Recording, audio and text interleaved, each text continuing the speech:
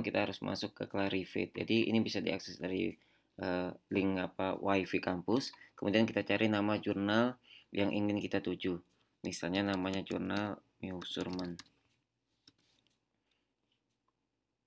Karena kalau di Taiwan jurnal yang dipublikasi harus SGI. Jadi kita memang harus benar-benar memilih jurnal. Ini Measurement, SGI, Elsevier dari Inggris. Penerbitnya ini penting berapa kali isu atau berapa kali publikasi dalam setiap tahunnya. Ini biasanya yang yang normal ya, biasanya kan ada juga yang special isu atau isu-isu yang spesial. Kita lihat impact factor. Sebenarnya saya awalnya nggak yakin mau ngirim ke jurnal ini Measurement. Selain Q1 memang accepted rate-nya juga rendah.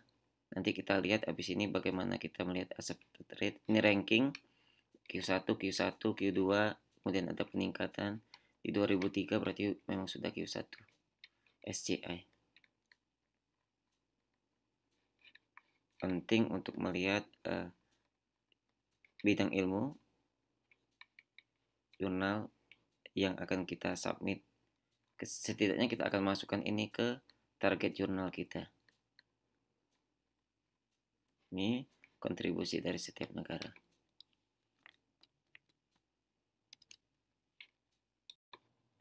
Baik, selanjutnya penting untuk set atau mendatangin web dari jurnal tersebut. Di sini yang paling penting adalah bagaimana review apabila kita mengirim.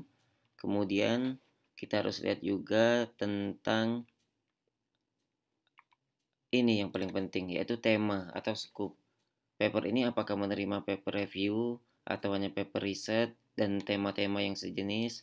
Kadang-kadang kalau nggak sesuai kita malah ditolak duluan. Belum masuk ke reviewer udah ditolak duluan. Kemudian ini, lihat. Ini yang penting. Sebenarnya saya tidak yakin mengirim paper ke sini karena accepted rate-nya sangat rendah. Ini sangat rendah 19. Biasanya yang saya pilih adalah di atas 80. Sehingga kesempatan juga bisa lebih besar untuk diterima. Teman-teman bisa mendownload contoh-contoh paper yang sudah dipublikasi di sini. Contoh, baca, dan inovasi. Karena kita butuh keterbaruan dari setiap paper. Kemudian teman-teman untuk apa ya? Kalau saya pertama, saya setelah punya tema, saya akan mengumpulkan referensi. Yang ini penting.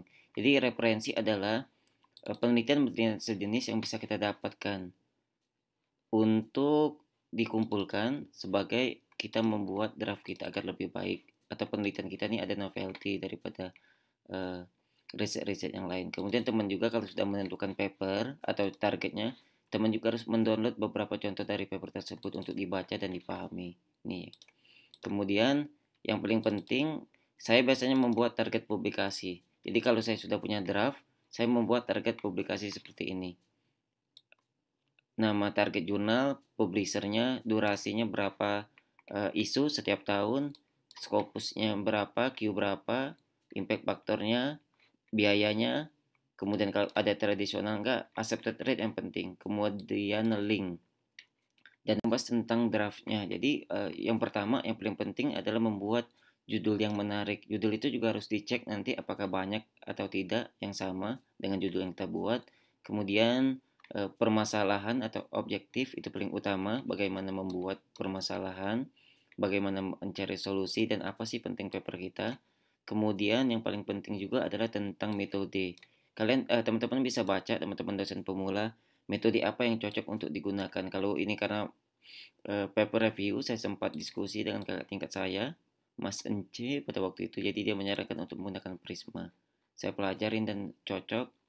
Alhamdulillah paper ini menjadi jauh lebih baik setelah saya mendapatkan bimbingan dari beliau. Setelah kita mempunyai draft dan mempunyai judul, penting juga untuk mencari judul kita di paper-paper lain atau di paper yang sudah dipublikasi.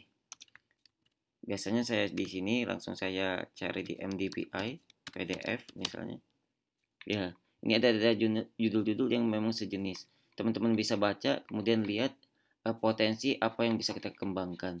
Teman-teman bisa buka Google Scholar, cari penelitian terbaru dari riset sejenis.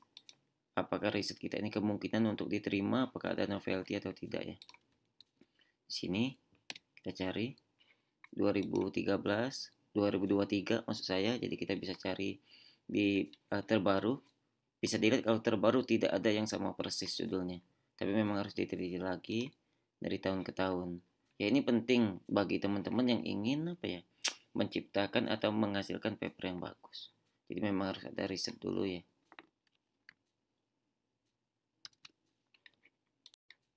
Ada draft tanpa nama, kemudian nama author yang terpisah, kemudian ada copyright dan lain-lain, itu harus disiapkan semua. Kemudian yang terakhir adalah cover letter. Ini contoh berkas yang saya kirim.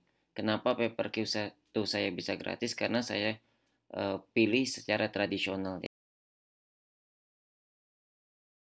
Sekian, selamat mencoba.